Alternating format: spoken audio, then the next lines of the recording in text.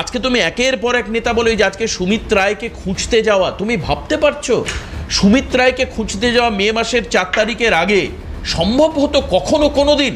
অভিষেক বন্দ্যোপাধ্যায় মমতা বন্দ্যোপাধ্যায়ের বিরুদ্ধে ভুরি ভুরি অভিযোগ, কোনো সময় কোনো ইনভেস্টিগেশন হয়েছে? পুলিশ ভয় পেত এদের নাম লিখতে, মানে তুমি চমকে যাবে। স্বরূপ বিশ্বাসের যেদিন স্বরূপ গ্রেপ্তার হলেন সেদিন এলাকার মানুষ বলছে আমরা অভিযোগ জানাতে গেলে পুলিশ বলছে স্বরূপ বিশ্বাসের নামটা বাদ দিয়ে আপনি অভিযোগ দিন। তাহলে জনরোষ হবে না কেন? এটাই তো স্বাভাবিক।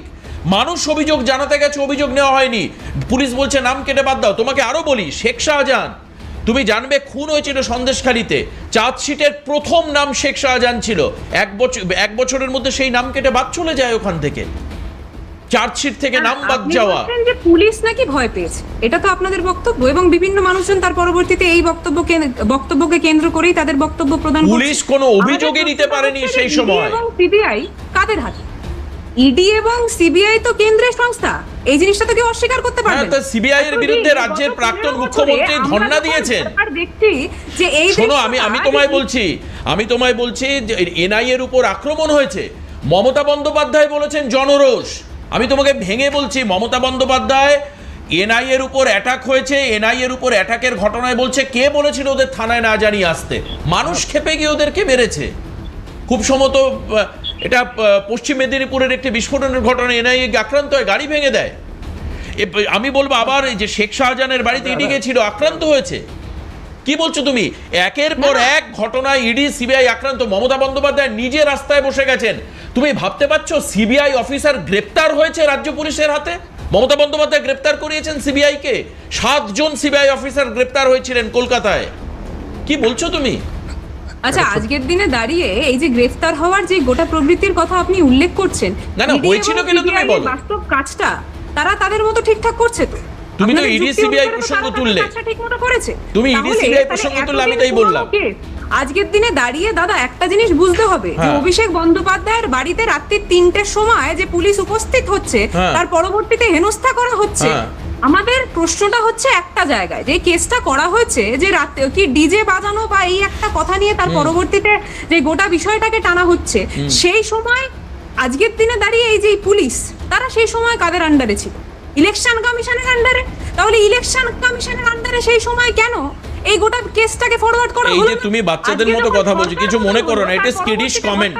উপাসনা, ইটস আ কিডিশ কমেন্ট। অভিষেকের বিরুদ্ধে পরবর্তীকালে বিধাননগরের সাইবার থানায় অভিযোগ জমা পড়েছে, তার ভিত্তিতে তদন্ত হচ্ছে, পরবর্তীকালে সিআইডি সেটাকে টেক ওভার করে। নির্বাচন কমিশন কি করেছেন, দ্যাট ইজ অ্যানাদার ইস্যু। দায়িত্বে রয়েছে, কেন তখন হবে না কেস? আজকের দিনে দাঁড়িয়ে অভিষেক বন্দ্যোপাধ্যায়, আরে বাবা, আমি যদি উপাসনা, আমি যদি কোনো একটা অপরাধ 2015 সালে করি, আজকে যদি আমার এগেইনস্টে অভিযোগ জমা পড়ে, পুলিশ আজকের দিনটাকে ধরে তদন্ত করবে। আগে কি হচ্ছে ওটা দেখবে না। তুমি অভিষেক দাদার কথা বলছো, অভিষেক দাদা অনেক কিছু জানে, আবার অনেক কিছু জানেন না। জাস্টিফাইড হয়ে গেল, কিন্তু আজকের দিনে সেটা আনজাস্টিফাইড, এবং সেটা নিয়ে লিগ্যাল অ্যাকশন নিতে হবে। ভোর 3টের সময় লোকের বাড়িতে পুলিশ সেখানে উপস্থিত থাকবে, এটা কি বড় প্রশ্নচিহ্নের ব্যাপার নয়? আজকে তুমি যখন শোনো উপাসনা, তুমি যথেষ্ট কনিষ্ঠ আমার থেকে, যথেষ্ট স্নেহের তুমি, কিন্তু দেখো তোমার সামনে তো আমাকে দুটো উদাহরণ আজকে রাখতে হয় এই মুহূর্তে। যখন সজল ঘোষের দরজায় কলকাতা পুলিশ লাথি মারছিল, তখন কোন মানবিকতা ছিল? যখন কৌস্তব বাগচির বাড়িতে রাত 2:30টার সময় পুলিশ গিয়ে তুলে এনেছিল। তুমি অনেক ছোট আমার থেকে, আমি তোমাকে চাপ দিতে চাই না এইসব কথা বলে, কিন্তু কৌস্তব বাগচি যদি আজকে প্রশ্ন করে যে আমার বাড়িতে যখন রাত 2টার সময় পুলিশ গিয়ে তুলে এনেছিল 141-এর তো কোনো রকম নোটিশ ছাড়া, 141 ছাড়া, তাহলে তুমি তাকে কি বলবে? তুমি তো আজকে মানবিকতা নিয়ে প্রশ্ন করছো, মানে তুমি কি এই জন্যই বলছো যে সুমিত রায় অভিষেকের পিএ? তাই তুমি কি এই জন্যই বলছো যে সুমিত রায় অভিষেকের পিএ, তাই জন্য? মানে তার জন্য তার বাড়িতে 2-2:30টার সময় তাকে খুঁজতে যাওয়া উচিত নয়? একটা ব্যক্তিগত অধিকার রয়েছে। আমি বলতে চাইছি যে যখন কোনো স্টেপ নেওয়া হচ্ছে, সেটা একটা বেসিক ডেকোরাম মেনে নেওয়া হোক, সেটা সবার ক্ষেত্রে। সেটা তো আগে হয়ওনি, আজকে তুমি কি করে বলছো? সেটা তো হয়নি, দিনের পর দিন হয়নি, দিনের পর দিন হয়নি। কৌস্তব বাগচিকে রাতে 1:30টার সময় তুলে নিয়ে যাওয়া হয়েছে। দেখো সময় একই কথা বলে, হয়নি।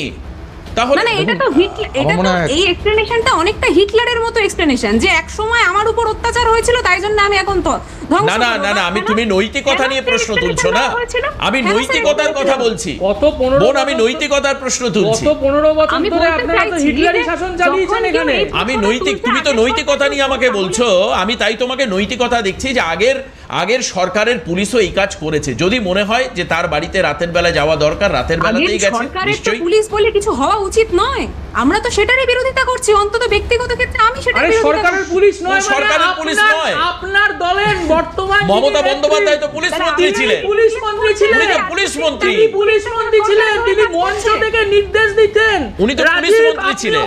রাজীব, তুমি ওখানে যাও। গৌরব, নীতিহীনতার প্রশ্ন, এই যে যেভাবে গ্রেপ্তারি এবং এই যে ডিম ছোড়া নিয়েও আমাদের গেস্ট উপাসনা প্রশ্ন তুললেন। উপাসনার সঙ্গে আমার খুব কম সময় ইন্টারাকশন হচ্ছে, মানে ভোটের জাস্ট আগে উপাসনার হয়তো এই রাজনীতিতে দৃঢ় অবতরণ। পুরনো কথা হয়তো উপাসনার অতটা মনে না থাকতে পারে, কিন্তু তুমি তো বহুদিন রাজনীতি করছো। না, সেটা হচ্ছে যে ওনার তৃণমূল, মানে এখন আমি জানি না উনি কোন পক্ষ তৃণমূল, যাই হোক, অভিষেক মমতা পক্ষ। ও আচ্ছা, ঠিক আছে, অভিষেক বন্দ্যোপাধ্যায় মানে চটি মার্কা তৃণমূল, মানে চটি মার্কা, যাই হোক, ঠিক আছে, ঠিক আছে। উনি যেটা বলেছেন খুব ভালো কথা, কিন্তু আমি ওনাকে বলবো এই যে নীতি কথা বলবার আগে উনি একটা কি গুপিগাইন বাঘাবাইনের হচ্ছে যে এটা কি এটা দিলেন, ওনার সঙ্গে কি মিলবে আমি জানি না, কিন্তু আমি গতকাল রাত্রিবেলা জুরাসিক পার্ক দেখছিলাম, বুঝেছেন তো দেবাশিস দা, তা জুরাসিক পার্ক দেখতে দেখতে ডাইনোসরাস দেখছিলাম, তা ডাইনোসরাস তো আর এখন নেই, এখন ডাইনোসরাস অবলুপ্তি হয়ে গিরগিটি টিকটিকিতে পরিণত হয়েছে। তৃণমূল কংগ্রেসের অবস্থাও তাই, এখন তৃণমূল কংগ্রেসের নিয়ে আলোচনা করা মানে আর মানে কি বলবো, সময় নষ্ট করা। কিন্তু কথাটা হচ্ছে উনি যখন, সরি টু সে, আমি ভেবেছিলাম তুমি ডাইনোসরের ডিমের কথা বলবে, যে বিজেপি পেলে ডাইনোসরের ডিম ছুঁড়ে মারবে, সেটাও মারতে পারে হয়তো তৃণমূল কংগ্রেসের এখন যা অবস্থা, কিন্তু উনি নীতি কথার কথা বললেন। আমি কয়েকটা নাম বলছি। অম্বিকেশ মহাপাত্র, প্রফেসর অম্বিকেশ মহাপাত্র একটা কার্টুন এঁকেছিলেন, সেই কার্টুন আঁকার জন্য তাকে রাত্রি 10টার সময় ফরওয়ার্ড করেছিলেন, সেই ফরওয়ার্ড করবার জন্য রাত্রি 10টার সময় তার বাড়ি থেকে একজন প্রফেসরকে পুলিশ তুলে নিয়ে এসে জেল খাটিয়ে, মানে অত্যন্ত নিরীহ কার্টুন, নিরীহ কার্টুন, কি মুকুল ভ্যানিশ বা এই জাতীয় কিছু। আরে ওটা তো সত্যজিৎ রায়ের সৃষ্টি, সুতরাং তো অসুবিধার কিছু নেই। তাহলে যদি অ্যারেস্ট করতে হয় তাহলে তো সত্যজিৎ রায়কে এখন সে স্বর্গ থেকে ডেকে নিয়ে এসে অ্যারেস্ট করতে হবে। যাই হোক, আমি কয়েকটা নাম বলি। সুরিত দত্ত, আমাদের পার্টির নেতা, এখন প্রয়াত হয়েছেন। এই মমতার পুলিশ মিথ্যা মামলায় জেল খাটিয়ে সারা গায়ে ক্যান্সার আক্রান্ত হয়েছিলেন, মানে শরীরে পুরো ক্যান্সার ছড়িয়ে গেছিল। কখন এই নীতিকতার কথা কোথায় ছিল? গোপাল গায়েন, একটা নিরীহ মানুষ, হিঙ্গলগঞ্জের এমএলএ, তার গায়ে এই তৃণমূল কংগ্রেসের নেতা কর্মীরা ওখানকার গায়ে গোবর কাদা মাখিয়ে ওই বয়স্ক লোকটাকে, 80 বছরের লোকটাকে সারা গ্রাম ঘুরিয়েছিল। ধীরেন লেট, একটা বয়স্ক মানুষ, তাকে মেরে ধরে কান ধরে উঠবোস করিয়ে, তিনি বীরভূম জেলা সভাধিপতি ছিলেন, তাকে তৃণমূলের এইসব এই অপদার্থগুলো, এই হতচ্ছাড়াগুলো হচ্ছে যে তাকে অত্যাচার করেছিল। আমি বলছি যে বাদল শেখ, মে দিবসের দিন তিনি তার গ্রামে পতাকা তুলেছিলেন, তাকে খুন হতে হয়েছিল এই বাদল শেখকে।